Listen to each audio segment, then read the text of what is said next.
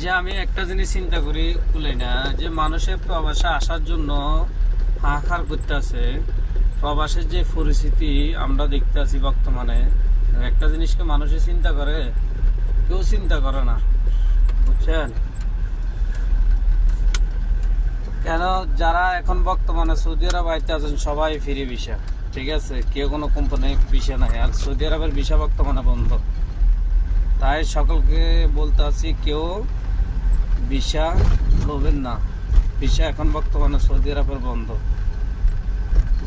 আর একটা দৃশ্য দেখে আপনাদেরকে, একটু দেখেন কিভাবে যারা ফ্রি ভিসার লোক কিভাবে বসে রয়েছে, একটু দেখায় আপনাদেরকে কিভাবে বসে রয়েছে। আপনারা একটু দেখেন, যারা ফ্রি ভিসার লোক কাজ নাই কিভাবে বসে রয়েছে দেখেন।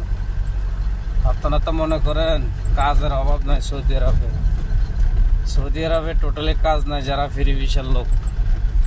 তাই বলতেছি আপনাদেরকে অনুরোধ, আপনারা ফ্রি ভিসা কখনো আসবেন না, কোম্পানি ভিসা আসেন, সবচেয়ে বেটার। তো ওকে, সবাই ভালো থাকবেন। আমার ভিডিওটা যদি ভালো লাগে সবাই সাবস্ক্রাইব করবেন, লাইক শেয়ার করবেন। ওকে, আল্লাহ।